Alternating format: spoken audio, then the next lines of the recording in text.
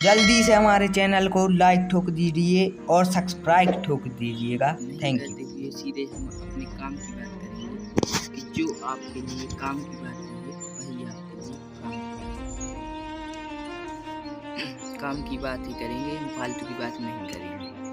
तो पहले हमारा नाम रजिस्टर करेंगे, तो फिर आपके लिए एक छोटी सी इम्पोर्टेंट क्वेश्चन आंसर की जो हमारी स्कूलों में बनती है, या सरकारी स्कूल या government high secondary school Bhopal की स्कूलों में जो भोपाल राज्य के शिक्षा मंडल बनवाते हैं और स्कूलों से जो पढ़ाई होती है बेस्ट से बेस्ट उसकी PDF लेके आए हैं, क्योंकि आपके हाई सेकेंडरी स्कूल के लिए बहुत ही महत्वपूर्ण हो सके। और एक भी गलत नहीं, आपको पेपर में से 100 में से 100 मार्क्स मिलेंगे, यह गारंटी के साथ कह सकता हूँ। तो फालतू बात नहीं करते हैं, आगे देखते हैं वीडियो। अध्याय विलयन आपका एक चैप्टर हट गया ना, ठोस अवस्था था वह, ठोस अवस्था यानी सोल्ट कहते हैं इंग्लिश में उसको।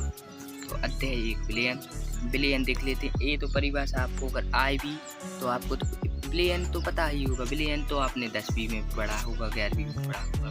तो देख लेते हैं विलयन क्या है। 2 या 2 से अधिक पदार्थों के समांगी मिश्रण को विलयन कहते हैं। किसे कहते हैं? 2 या 2 से अधिक पदार्थों को समांगी मिश्रण विलयन कहते हैं। 2 या 2 से आप ये याद कर लेना, आपके लिए आवश्यक है इसलिए बोल रहा हूँ। आप ये याद करना और लास्ट तक वीडियो जरूर देखना, क्योंकि आप लास्ट तक वॉच करेंगे तो आपके लिए बहुत ही इम्पोर्टेंट और बहुत ही महत्वपूर्ण पेपर के बारे में बताया जाएगा कि वायरल होगी या नहीं।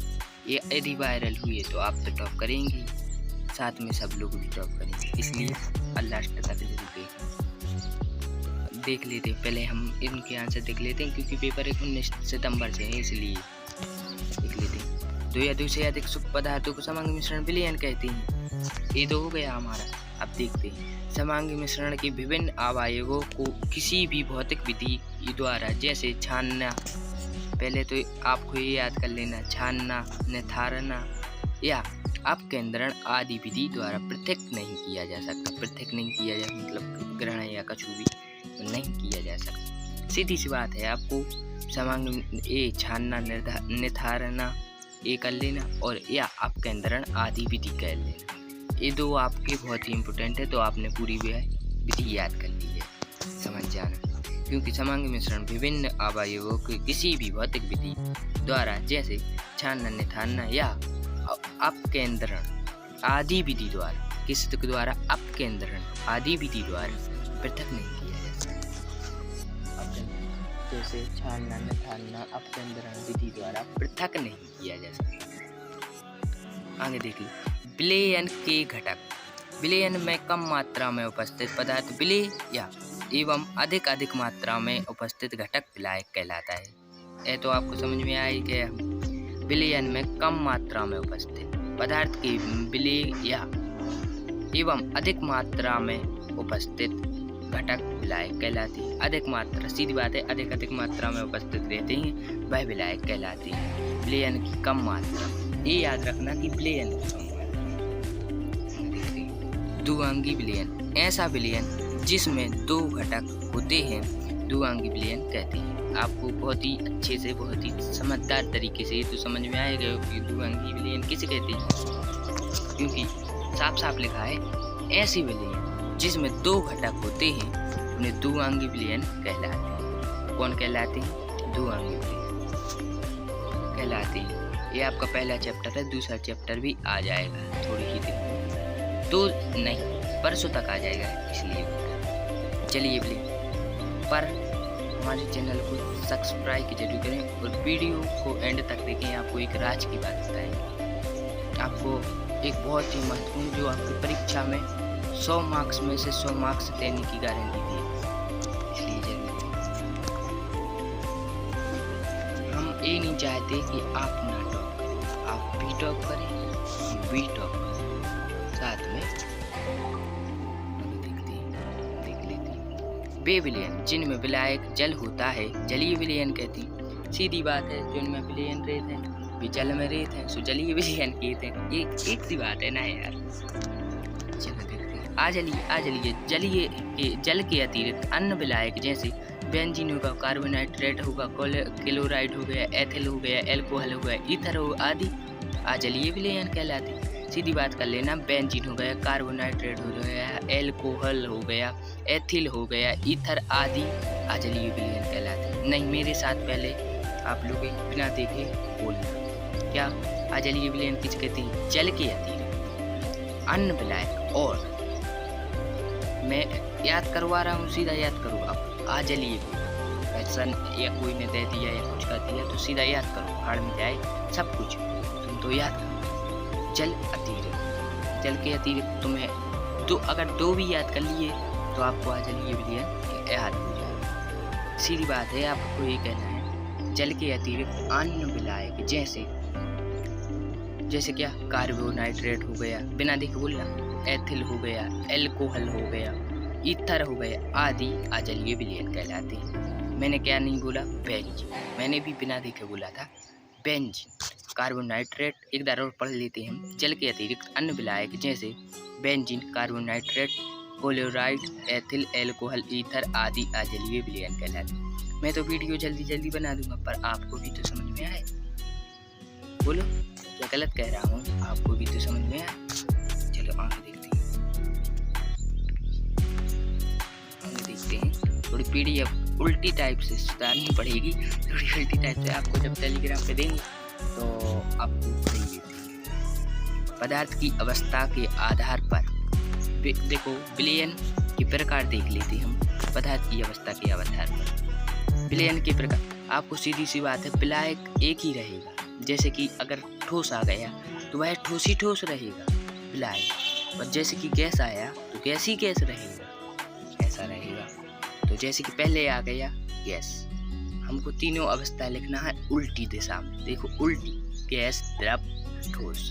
तो पहले गैस आ गया, विलय गैस बन गया, और विलायक भी गैस रहेगा। विलायक तो गैस ही, तीनों बार गैस ही रहेगा, ध्यान रखना। उदाहरण के लिए जैसे वायु में ऑक्सीजन को मिश्रण, या वायु का जल का वाष्प, ये हो गया द्रव गैस। द्रव गैस क्या हो गई? द्रव गैस हो गया वायु का जल का वाष्प। ठोस गैस क्या हुआ? धुआं वायु का में कापन। एक तरह पढ़ेंगे क्योंकि आपको अच्छी तरह से बन सके। गैस, गैस वायु में ऑक्सीजन, गैस, गैसों का को मिश्रण, गैसों को मिश्रण, गैस, गैस वायु में ऑक्सीजन, गैसों का मिश्रण, गैसों का मिश्रण, वायु में ऑक्सीजन, गैसों को मिश्रण। द्रव गैस क्या हो गया? वायु का जल का वाष्प ताप। ठोस गैस क्या हो गया? धुआं वायु में कॉपर का, एक क्या लिखा है? कपूर। गैस तीसरा क्या हो गया? चौथा देखते हैं। चौथा में जैसे कि गैस आया तो द्रव, ठोस, गैस का द्रव हो जाएगा। जल में CO2 विलयन का सोडा वाटर, सीधा बात है, सोडा वाटर कर लेना। जल में CO2 विलयन का सोडा वाटर क्या हो गया? ये गैस का द्रव हो गया। द्रव ठोस, पारे का चांदी में विलायक, और चांदी का इसे पारे का चांदी में विलायक भी कहते हैं। इसे चांदी का अग्रलागण कहते हैं। ठोस में क्या देखते हैं? मिश्र धातु पीतल, कॉपर प्लस जिंक का होता है। किसका होता है? मिश्र धातु पीतल। ठोस में सीधा सी बात है, मिश्र धातु पीतल तथा कॉपर का होता है, पीतल तथा जिंक का होता है। सॉरी, आपने गलत बोल दिया था। अब सबसे मिस्टेक होती है सांद्रता के आधार पर। विलयन कितनी प्रकार की होती है? जल्दी बताइए, आपने पढ़ा हो तो कमेंट कीजिएगा। सांद्र विलयन, वे विलयन जिनमें विलय की मात्रा अधिक होती है सांद्र विलयन कहते हैं। वे विलयन जिनमें विलय की मात्रा अधिक होती है सांद्र विलयन कहते हैं। ये याद कर लिया अपन ने। अब अगली बारी, वे विलयन जिनमें विलय की मात्रा विलायक की तुलना में कम होती है। वे विलयन जिनमें विलायक की मात्रा विलय की तुलना में कम होती है तनु विलयन कहते हैं। ओ सॉरी, वो PDF की वजह से हो रही है ना। आगे देखते हैं तीसरा, संतृप्त विलयन। वे विलयन जिनमें निश्चित ताप पर विलय की और अधिक मात्रा, क्या ध्यान देना थोड़ी, की और अधिक मात्रा, अधिक मात्रा नहीं घोली जा सकती। आप ध्यान देना थोड़ी। विलेय की और अधिक शास्त्र, ये तो समझ ही नहीं आ रहा है।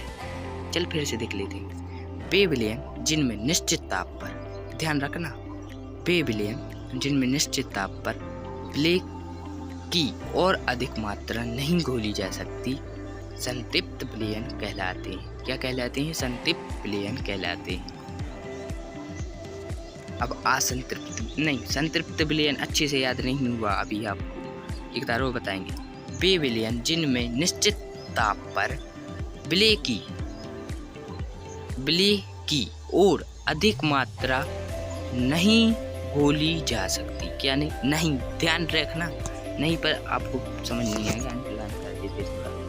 ये नहीं है ना, इसे आपको ध्यान रखना है। इतना पॉइंट आपको ध्यान रखना है, ये वाला ध्यान से। असंतृप्त विलयन देखते हैं हम। वे विलयन जिनमें निश्चित ताप पर विलेय की और अधिक मात्रा घोली जा सकती। इसमें नहीं थोड़ा काट देना और आपका पूरी परिभाषा बन चुकी है। वे विलयन जिनमें निश्चित ताप पर कि विलेय की अधिक मात्रा घोली जा सकती, उसमें नहीं था, इसमें नहीं है। मतलब उल्टा हो गया। संतृप्त में हाँ होना चाहिए पर इसमें नहीं हो गया, ऐसा उल्टा हो गया। ठीक है ना, तो ऐसा देख लेना क्योंकि उल्टा ही रहता है केमिस्ट्री में, तो आपको पता ही होगा।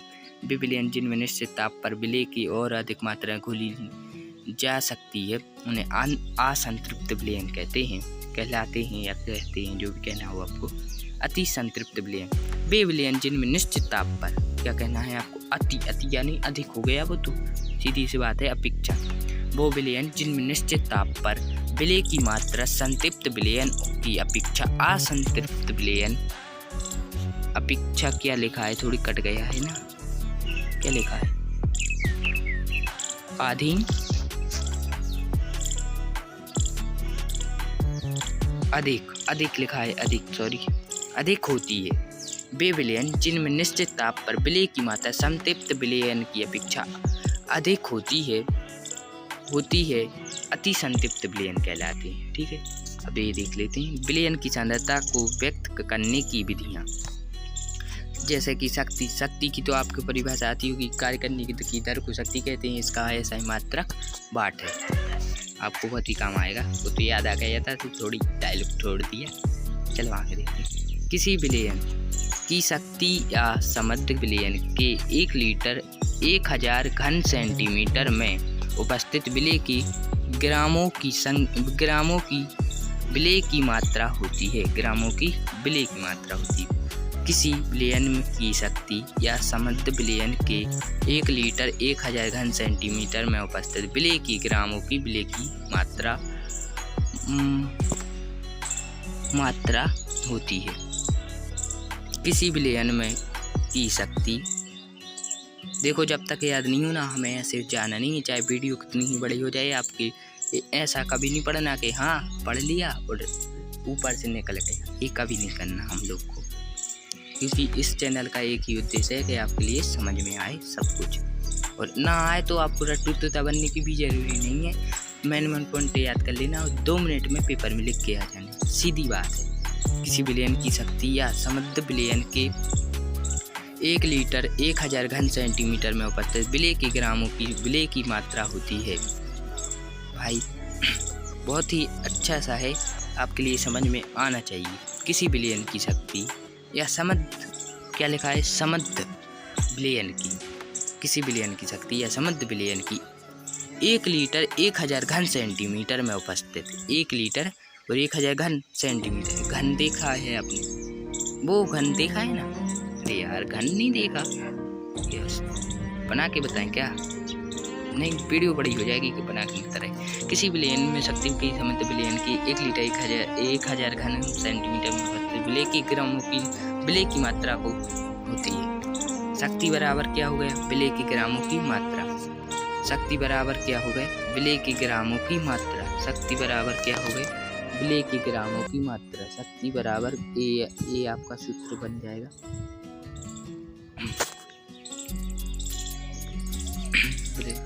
क्या हो गए? शक्ति बराबर क्या होगा, बिलियन की ग्रामों की मात्रा बिलियन और बटा में क्या आएगा, बिलियन लीटर में का आयतन। शक्ति की इकाई बराबर ग्राम 1 लीटर। शक्ति की इकाई बराबर ग्राम लीटर। शक्ति की इकाई बराबर ग्राम 1 लीटर। ग्राम लीटर 1 लीटर क्या हो गया, ग्राम लीटर हो गया। ग्राम पर लीटर हो गया, या ग्राम लीटर भी लिख सकते हैं आप, जो लिखना हो आपके लिए। आगे देखते हैं। मानक बिलियन वह बिलियन जिसकी, मानक बिलियन की परिभाषा देख लीजिए, वह बिलियन जिसकी सांद्रता या शक्ति ज्ञात की जा सकती है उसे मानक बिलियन कहते हैं। वह बिलियन जिसकी सांद्रता और शक्ति ज्ञात की जा सकती है उसे मानक बिलियन कहते हैं। सीधी सी बात है ना। किसी बिलियन की सांद्रता ज्ञात करने की निम्न विधियां हैं। प्रतिस्थता, मूलरता, मूललता, भ्रमलता, नर्मलता, मूल प्रवाज, द्रव्यमान प्रवाज, पीपीएम। यही पीपीएम का फुल फॉर्म क्या है, पार्ट्स प्रति मिलियन। मूललता देखते हैं, मूललता सेंटीमीटर, सी से दर्शाती है क्या, सेंटीमीटर लिखा है, ये गलत हो गया था थोड़ा, देख लेते हैं। ग्राम अणु संख्या, ग्राम अणु संख्या लिखा है, एक वो गलत हो गया था तो हटाओ, ए से देखते हैं। मूललता 1 लीटर बिलियन में उपस्थित विलेय के मूलों की ग्राम अणुओं की संख्या को मूललता कहते हैं। 1 लीटर बिलियन में उपस्थित विलेय के मूलों की ग्राम अणुओं की संख्या को मूललता कहते हैं। इसे कैपिटल एम से प्रदर्शित करते हैं, इसे कैपिटल एम से दर्शाते हैं। और मूलरता है ना, मूललता होती तो इसे स्मॉल एम से प्रदर्शित करते हैं। मूलरता विलेय के मूलों की संख्या बिलियन लीटर में आयतन, विलेय का ग्राम में भार, बिलियन का लीटर में आयतन, विलेय की मूलों की संख्या बिलियन लीटर में आयतन, विलेय का ग्राम में भार। आपको क्या, आपको समझ में आना चाहिए, को हम थोड़ा आपको टिक लगा देते हैं।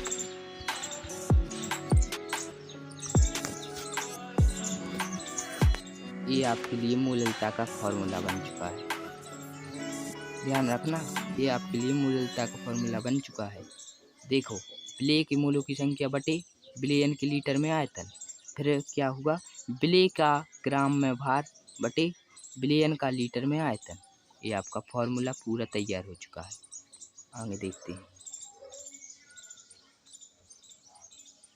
विलेय का ग्राम में भार, हैंड राइटिंग के लिए हम माफ़ी चाहते हैं आपके लिए कि आप गलत है या सही है, पर आपके लिए मेहनत तो करनी पड़ेगी और मेहनत तो हम भी करेंगे कि आपकी राइटिंग और हमारी राइटिंग मैच ना हो। ये पैसे मेरी राइटिंग है तो, पर ये जल्दी की है, सॉरी अगर आपको साफ नहीं दिख रहा, पर PDF आपको बिल्कुल साफ शानदार, बिल्कुल डिजिटल इंडिया की तरह आपको मिलेगी। विलेय का ग्राम में भार, विलेय का अणुभार इंटू बिलियन का लीटर में आयतन, गुणा कर दिए ना, तो क्या हो गया, बिलियन की मूललता। देखो ये सूत्र बन गया था, विलेय का ग्राम में भार, विलेय का अणुभार इंटू बिलियन का लीटर में आयतन। बिलियन की मूललता द्रव्यमान एवं आयतन में संबंध होता है, इसका मान ताप के साथ परिवर्तित होता है, इसका मान ताप के साथ परिवर्तित होता है। बिलियन की मूललता द्रव्यमान एवं आयतन में संबंध होता है, इसका मान ताप के साथ परिवर्तित होता है। बिलियन का ताप बढ़ाने पर या घटाने पर बिलियन का आयतन भी बढ़ता है या घटता है। कितना सरल है ना। मूललता विलायक के 1000 ग्राम में, मूललता किसे कहते हैं, देखो हमने बताया था ना, स्मॉल एम से प्रदर्शित करते हैं, पहले तो यही कर लेना आप। देखते हैं, विलायक के 1000 ग्राम या 1 kg में, 1 kg 1000 के बराबर होता है, आपको पता ही होगा, 1/1000 ऐसा वाला। विलायक के 1000 ग्राम में या 1 kg में विलेय पदार्थ की मूलों की संख्या को मूललता कहते हैं। विलायक के 1000 ग्राम में या 1 kg में विलेय के पदार्थ के मूलों की संख्या को मूललता कहते हैं। विलायक के 1000 ग्राम में या 1 kg में विलेय के पदार्थ के मूलों की संख्या को मूललता कहते हैं। विलेय के मूलों की संख्या देख लेते हैं, क्या फॉर्मूला देख लेते, फॉर्मूला आपके लिए तैयार हो चुका है, देख लीजिएगा। सॉरी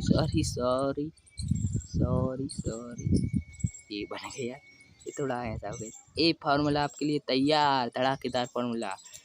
मूललता स्मॉल एम, विलेय के मूलों की संख्या बटा ब्लाइक के किलोग्राम की मात्रा। देखते हैं मोललता की इकाई क्या होती है, मोल प्रति किलो ब्लाइक। मोलल विलयन किसे कहते हैं देख लेते हैं। बाय विलयन जिसकी मोललता इकाई हुई है उसे मोलल विलयन कहते हैं। वाह वाह, बाय विलयन जिसकी मोलल इकाई हुई है उसे मोलल विलयन कहते हैं। वाह वाह, क्या बात है। इन विलयनों में ब्लाइक के 1000 ग्राम में विलय का 1 मोल होता है। देख लेना, ये भी आपके लिए बहुत ही मजेदार है, पढ़ने में थोड़ी इंटरेस्टिंग लगा हो यार। यदि 4 ग्राम, ये सवाल है, हम सवाल आपको अलग से करके दिखाएंगे। सीधा आंसर देख लेते हैं क्या आया, m बराबर 1। इसने काट दिए, फिर भी समझा देते हैं कैसा आया। यदि 4 ग्राम NaOH मतलब सोडियम, सॉरी हम बाद में देखते हैं। यदि 4 ग्राम NaOH को 100 ग्राम जल में विलय किया जाता है तो विलयन की मोलल क्या होगी, मोलल पूछा है। तो NaOH का भार 4 ग्राम दिया है हमें और NaOH का अणुभार 23 + 16 + 1 बन गया। तो कितना होता है काउंट कर लीजिए, पहले आप काउंट कीजिएगा फिर आप देखना तो कितना हुआ ना, आप बताइए। काउंट कर लिया ना, तो 40 आएगा, 40 आएगा, 40 आएगा, 40 आएगा। तो हम NaOH क्या था हमारा, 40 आएगा। 40 कितना हो गया, 1 kg कितना होता है, 1 kg 1000 ग्राम की होता है। ग्राम में किलोग्राम का होता है या ग्राम की होता है, 1 kg ग्राम मीटर का होता है। ब्लाइक की मात्रा 100 ग्राम दी गई है हम लोग को, तो ब्लाइक की 1 kg 1/1000 के किलोग्राम के बराबर होता है। तो 100 kg 100 ग्राम बराबर 100/1000 हो जाएगा, तो 1000 kg हो जाएगा। तो हमने 2 शून्य से 2 शून्य कट गए, क्या बचा हमारे पास 1/10 बचा, तो 1/10 kg। m बराबर 1/10 किया तो 10 की थोड़ा काट दो तो 1/10 फिर आएगा, तो 10 आया तो 10/10 हो गया, तो 10/10 एकम 10 काट दिया तो आ गया m बराबर मतलब मोललता बराबर 1 आ गया।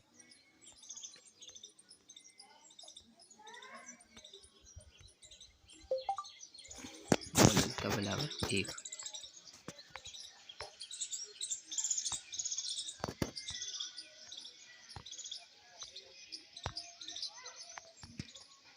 ये वाला देख रहे हैं,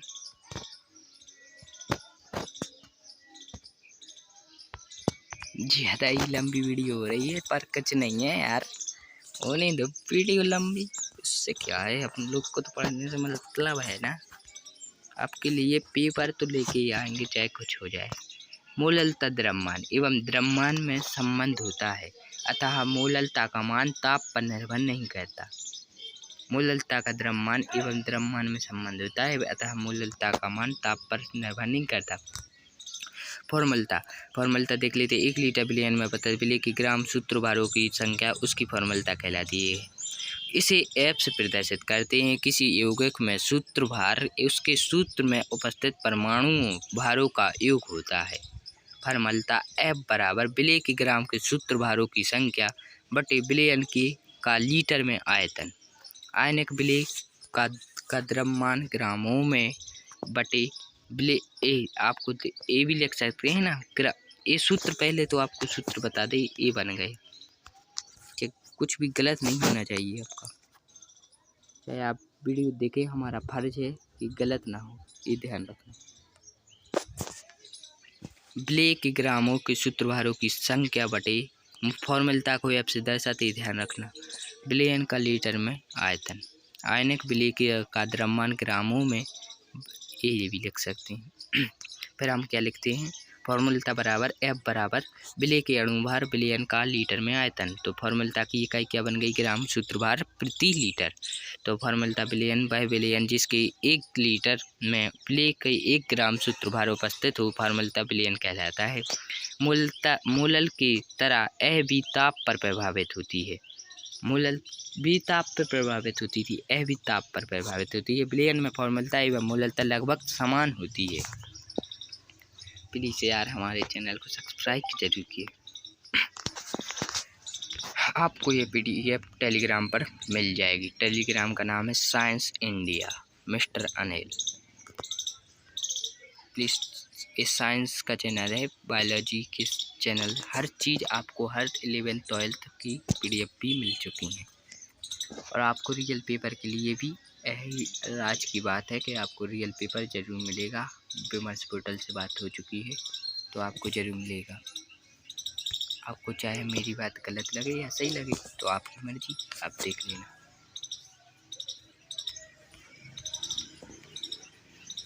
ये कुछ हो दिया है, नॉर्मलता देख लेते हैं क्या है। बिलियन में के लीटर में घुले हुए विलेय के पदार्थ के ग्राम तुल्यांकों की संख्या नॉर्मलता कहते हैं। नॉर्मलता बराबर विलेय के ग्राम विलायक, ये फार्मूला हो गया। फार्मूला देख लेते हैं, फार्मूला क्या है। ए क्या हो गया रे, फार्मूला तो निर्मलता का फार्मूला निर्मलता का फार्मूला देखते हैं। निर्मलता को n से दर्शाते हैं विलेय ग्रामों के तुल्यांकों की संख्या बटे बिलियन में लीटर में आयतन। ये तो आपको हर जगह मिलेगा ना, ये वाला आपको हर जगह मिलेगा। ये वाला नीचे वाला भी सूत्र लिख सकते हैं या ऊपर वाला भी लिख सकते हैं। निर्मलता विलेय की तुल्यांकों की बार बिलियन का लीटर में आयतन। निर्मलता की इकाई ग्राम तुल्यांकों प्रति लीटर। मूल प्रभाज या मूल अंश, ये भी अब हम ये देखते हैं। विलयन के किसी घटक का मूल प्रभाज विलेय के में उपस्थित विलेय और विलायक के मूलों की संख्या का अनुपात होता है। विलयन के किसी एक घटक मूल प्रभाज विलेय के उपस्थित विलेय के और विलायक के सिरों की संख्या के अनुपात में होता है। मूल प्रभाज बराबर विलेय की संख्या विलायक के मूलों की संख्या बटे विलेय की संख्या विलायक के मूलों की संख्या होती है। तो माना कि किसी, देखो मान रहे हैं ना, ये फार्मूला हो गया आपका। फार्मूला पे हम टिकी लगाते जाएंगे क्योंकि ये गलती कभी नहीं करना है कि आप लोग को समझ में ना आए। आप लोग को हर बात हर पल समझ में आनी चाहिए।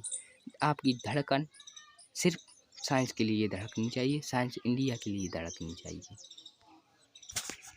मन की आवाज़, ये भी आप चैनल है ना, कहीं पर सुना है मैंने किसी का, पराशर दावा के ना, एक से एक चीज़ है ना, साइंस है ना, तो बहुत मज़ा आता है ना पढ़ने में।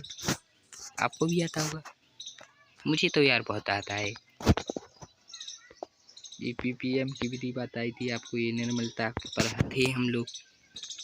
मूल प्रभाज या मूल अंश देख रहे थे। मूल प्रभाज देख लेते हैं। विलयन मूल प्रभाज किसे कहते हैं, मूल अंश किसे कहते हैं, अगर परिभाषा है तो आप लिख देना। विलयन की किसी एक घटक का मूल प्रभाज विलेय में उपस्थित विलेय के और विलायक और के मूलों की संख्या का अनुपात होता है। टेलीग्राम पर देख लेना आप, हमारे चैनल या इस डिस्क्रिप्शन में दे देंगे तो आप ज्वाइन हो जाना, और इंस्टाग्राम पर भी ज्वाइन हो जाना आपको मुझसे बात करने के लिए। और आपको जितने कम लोग रहेंगे आपको उतनी ही सुविधा रहेगी, ना कोई इस पे गलत आएगा अभी, ना कुछ आएगा। और बाकी यूट्यूबर जैसे कि कोई भी हो गया तो आपको उससे कोई मतलब नहीं, आपको सही तरीका और सही जानकारी के साथ बता रहे हैं, क्योंकि ये हमारा उद्देश्य पैसा कमाना नहीं है।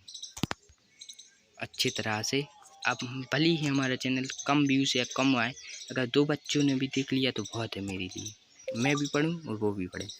मूल प्रभाज या मूल अंश, विलयन के किसी एक घटक का मूल प्रभाज विलेय में उपस्थित विलेय और विलायक के मूलों की संख्या का अनुपात होता है। मूल प्रभाज विलेय की संख्या विलायक के मूलों की संख्या बटे विलेय की संख्या विलायक के मूलों की संख्या होती है। माना कि किसी विलयन में विलेय के मूलों की संख्या बटे बराबर n, ये क्या लिखा है, n विलायक के मूलों की संख्या n भी होती है। n क्या है, n माना कि विलयन के विलेय के मूलों की संख्या n है, मूलों की संख्या है n, विलायक के मूलों की संख्या n भी है, विलायक के मूलों की संख्या क्या है, n भी है। विलेय का मूल प्रभाज इंटू a बराबर na बटे na प्लस nb। na क्या है, na है विलेय के मूलों का प्रभाज है। विलायक का मूल प्रभाज इंटू बी, nb बटे na प्लस nb।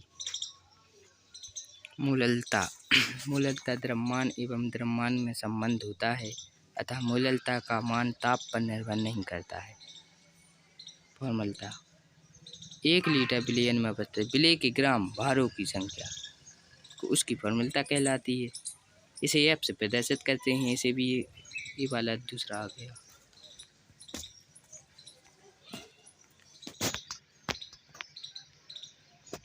ये सवाल है एक्स ए प्लस एक्स बी, एक्स मूल प्रभाज है ना, एक्स, इसे एक कुछ भी लिख सकते हैं, एक्स बी ए शायद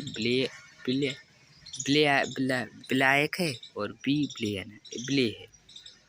एन ए बटे N A plus N B plus N B बटे N A plus N B बराबर 1 बराबर ए 1 बराबर कितनी हो, ए काट दिए sir, N A plus N A plus N B को काट दिया तो कैंसिल हो गए। तो आंसर क्या आया, ए का आंसर आया।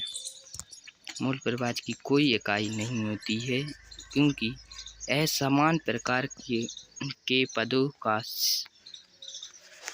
पदों के मूलों की संख्या का अनुपात होता है। यह ताप से भी अप्रभावित होता है, मतलब प्रभावित ही नहीं होता। पीपीएम की विधि, पार्ट्स प्रति मिलियन। जब विलेय बहुत कम मात्रा में उपस्थित हो तब सांद्रण की पार्ट्स प्रति मिलियन या पीपीएम व्यक्त करते हैं। के अंश, पीपीएम के अंश देख लेते हैं। पीपीएम के अंश या भार है जो बिलियन के प्रति मिलियन पार्ट्स में होते हैं, द्रव्यमान के रूप में होते हैं। घटक ए मतलब ब्लैक का भी पीपीएम क्या होगा, ये फॉर्मूला ही बन गया, सीधा फॉर्मूला देख लो।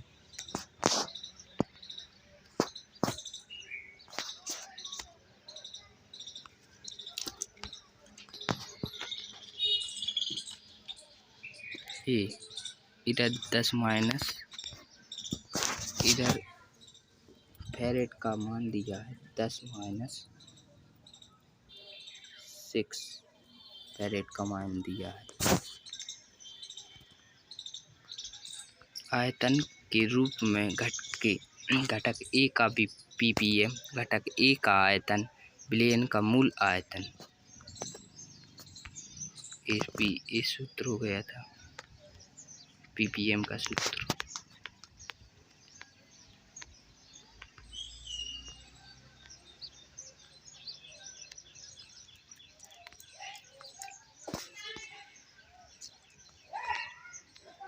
राउल्ट के नियम के अनुसार ये आ गया।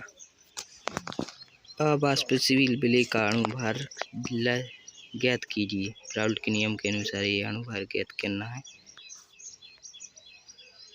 पीपीएम की विधि देखने के बाद ये आया। राउल्ट के नियम के अनुसार आपको ये याद करना है, P not PS upon P not बराबर Na1 प्लस N2। फिर ये आया क्या, ये नहीं,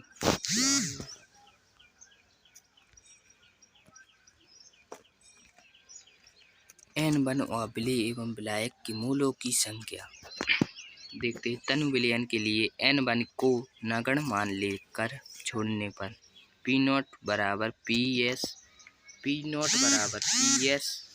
या पी नॉट बराबर PS बटे पी नॉट बराबर N2 N1 नहीं N1 बटे N2 हो गया। यदि W1 नाम विलेय क्या लिखा है, यदि W1 नाम विलेय से W2 ग्राम भार ग्राम मूलतः विलायक में घोला जाता है तो विलेय के अणुभार M1 और विलायक का अणुभार M2 है। तो P नॉट बराबर PS अपॉन P नॉट बराबर N1 अपॉन N2 हो जाएगा, बराबर W बटन M1 हो जाएगा। तो M2 बटे M2 प्रति M2 बटे M बटा में आ जाएगा M2 बटे M2, तो बराबर आ जाएगा W1 बटे M1 M2 बटे W2, ये आ जाएगा। क्वथनांक में उन्नयन। प्रत्येक द्रव एक निश्चित ताप पर बनता है जिसे इसका क्वथनांक का उन्नयन कहते हैं। इस ताप पर द्रव का वाष्प दाब वायुमंडलीय दाब पर के बराबर होता है। जब किसी विलायक में अवाष्पशील विलेय को घोलते हैं तो उसके क्वथनांक में होने वाली गति को क्वथनांक का उन्नयन कहते हैं। इसे ΔTV से प्रदर्शित करते हैं। यह देखा गया है कि क्वथनांक वृद्धि विलायक की किसी निश्चित मात्रा में घोले हुए विलेय के मोलों की संख्या अतः मोललता की समानुपाती होती है। ΔTV के समानुपाती चिन्ह लगाकर m लिख देना, मोललता हो गई कि स्मॉल m है ना, और ΔTV बराबर kb मोललता m, kb बराबर मोलल उन्नयन स्थिरांक। मैं जानता हूँ कि आपका माइंड नहीं लग रहा होगा, मन भी नहीं लगेगा क्योंकि बड़ी वीडियो होगी, पर बड़ी वीडियो नहीं बनाएंगे तो आपको इतना बड़ा चैप्टर छोटे से रूप में आपको कैसे मिलेगा। और ये नोट्स है, एक प्रकार का बहुत ही बेहतरीन नोट्स है, आपको एक में से एक भी नंबर नहीं कर सकते। तो ΔTV बराबर kbm, फालतू बात नहीं करते, जल्दी वीडियो में बताते हैं। kb बराबर ml मूल उन्नयन स्थिरांक। यदि m1 बराबर 1 हो जाएगा तो ΔTV बराबर kb हो जाएगा। यदि WA ग्राम मोललता विलायक में WB ग्राम मोललता विलेय को घोला जाए तो क्या होगा देखते हैं। ऊपर क्या हो जाएगा, विलेयन की मोललता m बराबर WB/WA और MB बटे 1000। 1000 कहाँ से आया पता चलेगा आपको, ये दिखा रहा है ना, दिख रहा है कि टिक लगा के बताएं? वो आपको टिक लगा के बताना पड़ेगा, छोटे बच्चे की तरह क्यूट सा। यही वाला आपको ये कहाँ से आया पता है आपको? 1 किलोग्राम में 1000 होता है, ये इसलिए ये आया 1000। फॉर्मूला क्या बनता है हमारे पास, समीकरण 2 क्या बनता है, m बराबर WB/WA इंटू 1000 MB इंटू समीकरण 1 में मोललता का मान रखने पर ΔTV बराबर kb बराबर WB। यहाँ से इस बात पे आ रही है, आपको भी बता दें, आप दर्शक है मेरे तो हम तो बताएंगे ही आपको। ये आ रही है क्योंकि हमारे स्कूल में है ना एक सर हैं जैन सर, वो बहुत ही मस्त पढ़ाते हैं, क्योंकि याद आ रहा है, थोड़ा अच्छे से याद आ रहा है। समीकरण 1 में ये आपके लिए नोट से, अगर एक भी गलत हो तो हम चैनल को तोड़ देंगे, फोड़ देंगे, आप पढ़ लेना। समीकरण 1 में से m का मान रखने पर ΔTV बराबर kb बराबर WB/WA, चैनल जरूर सब्सक्राइब करना, इंटू 1000 MB बराबर 1000 इंटू kb क्या है, एक आप जो पढ़ रहे हैं kb है वो ΔTV वाला, इंटू WB ΔTV/WA। ये फार्मूला बन जाता है। तो मैं अब नमन देखते हैं, 3-4 प्रकार के होते हैं। जब किसी विलायक में ठंडा किया जाता है तब वह किसी ताप पर जम जाता है, इस ताप की विलायक का हिमांक कहते हैं। इसी ताप पर पदार्थ की ठोस और द्रव अवस्थाओं को वाष्प दाब समान जाता है। जब किसी विलायक में अवाष्पशील विलेय पदार्थ मिलाया जाता है तो विलयन का हिमांक शुद्ध विलेय के कम हो जाता है, इसे हिमांक कहते हैं। इसे ΔTV TF से दर्शाते हैं। क्वथनांक का उन्नयन देख लीजिए। अब मैं प्रत्येक द्रव एक निश्चित ताप पर बनता है जिसे इसका क्वथनांक का उन्नयन कहते हैं। इस पर द्रव का वाष्प दाब वायुमंडलीय दाब के बराबर होता है। जब किसी विलायक में वाष्पशील विलेय को घोलते हैं तो उसके क्वथनांक में होने वाली गति को क्वथनांक का उन्नयन कहते हैं। इसे ΔTV से प्रदर्शित करते हैं। देखा गया है कि बहुत ही बड़ा पाठ है यार, हम तो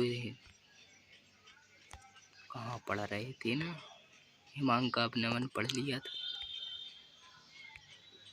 हाँ, किसी विलयन में विलायक के हिमांक की किलोमीटर के उसमें घुले गए हुए विलायक के मूल तत्संधारण के समानुपाती होती है। DLTV समानुपाती ये चिन्ह आ जाएगा, ये चिन्ह आ जाएगा आपके लिए। अब हम जल्दी से जल्दी वीडियो निपटाते हैं।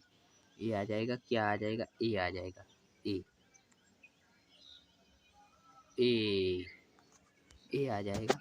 और DLTF बराबर KFM और KF बराबर मूलल हिमांक अपनवन स्थानांक। यदि M1 बराबर M2, ये नोट्स आपको लिए जल्दी से टेलीग्राम पर जारी किए जाएंगे, देख लीजिएगा। जब एक मूल विलेय को KG विलायक में घोलने पर उसके, देखो वीडियो लंबी बल्ली हो जाए पर हार नहीं मानना है किसी को भी, ना हमें ना आपको। जब एक मूल विलेय को KG विलायक में घोलने पर उसके हिमांक में होने वाली कमी को मूलल हिमांक अपनमन स्थिरांक कहते हैं। हिमांक में अपनमन के गुण का उपयोग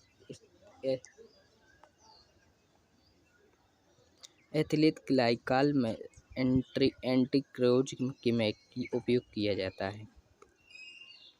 ये देख लीजिए, वही फार्मूला है भाई मॉडल वाला।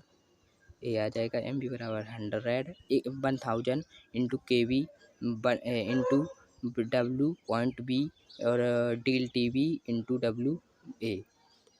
मांग का अपनमन आ गया, फिर से वही फार्मूला वही आ जाएगा।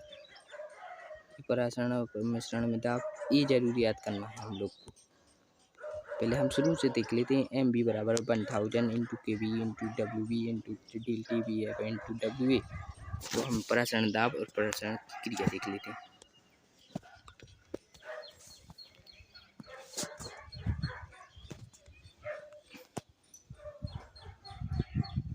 क्या हो रहा है, थोड़ा गलती सबसे होती है यार। वह क्रिया जिसमें शुद्ध विलायक के गुण कण कम सांद्रण विलयन में से उच्च सांद्रण विलयन में अर्ध परागण झिल्ली से होते हुए, आपको सीधी सी बात है यह याद कर लेना, अर्ध परागण झिल्ली में से होते हुए प्रभावित होते हैं।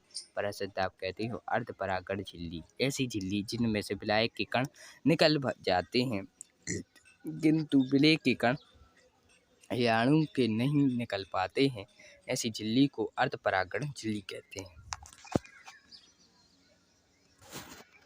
परासरण और मिश्रण में दाब, यह जरूर कर लेना याद। परासरण की क्रिया में विलायक के अणु का सांद्र विलयन से अधिक सांद्र विलयन में जाते हैं।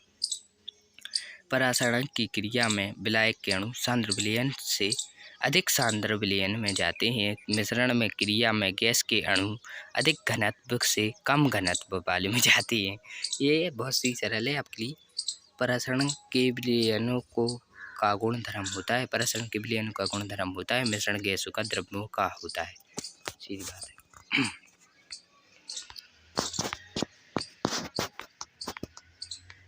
और एक और पॉइंट है तीसरा, परासरण की क्रिया के लिए अर्ध परागण झिल्ली आवश्यकता होती है।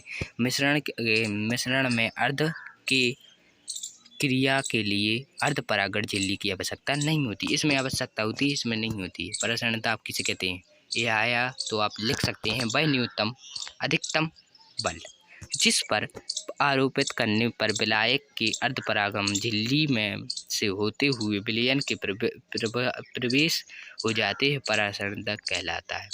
बरकल एवं हरकल की विधि आप देख लेते हैं। यह ऊपर विलायक है, यह विलयन है, यह हमने दाब मापी लगाया है। ऊपर से जब डालेंगे तो विलायक विलयन में घोले जाते हैं, तो अर्ध परागण झिल्ली से होते हुए जल जब डालेंगे H2O डालेंगे तो अर्ध परागण झिल्ली में घुल जाएंगे। इसमें जी क्या भरा है, कापर और क्या भरा है, कापर फेरुजाई ऑक्साइड। तो क्या लिखा है, Cl2FOCN6 भरा है। यह कोशिका भित्ति है।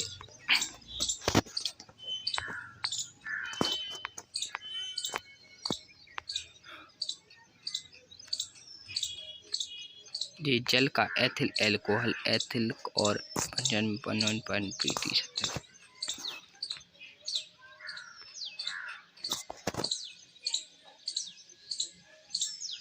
है आदर्श विलयन और अनादर्श में विलयन है। स्क्रीनशॉट लीजिएगा, आप ही पढ़िएगा, आप वीडियो लंबी हो जाएगी।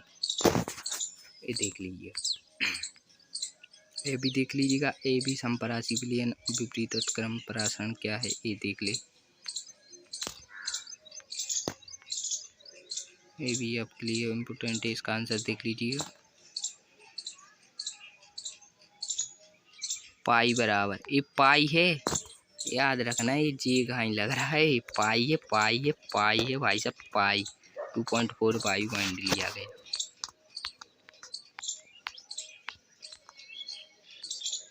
हुक का नियम देख लीजिए। हुक का नियम क्या कहता है? इस नियम के अनुसार तनु विलयन में परासरण दाब उस दाब के बराबर होता है जो विलय के वाष्प दाब की अवस्था में ढलेगा। ये भी देखिए, ये स्क्रीनशॉट में आ रहा हो, स्क्रीनशॉट अच्छे से लेते चलिएगा। नहीं, हम PDF भेज दे रहे हैं आपको टेलीग्राम चैनल पर, कोई स्क्रीनशॉट लेने की ज़रूरत नहीं, मोबाइल की मेमोरी भरने की भी ज़रूरत नहीं। ये देख लीजिए, राउट का नियम भी आएगा आपके पेपर में। और हाँ, प्रश्न बैंक में चाहिए हो तो प्ले स्टोर पर जाना या विमर्श पोर्टल पर जाना, आपको प्रश्न बैंक जरूर मिल जाएगी। और रियल पेपर तो आपको मिलेगी, बेनिश्चिंत रहिए। हेनी का नियम के उपयोग ये भी देख लीजिए। हेनी के नियम की सीमा देख लीजिएगा, हेनी का नियम ही देख लीजिएगा।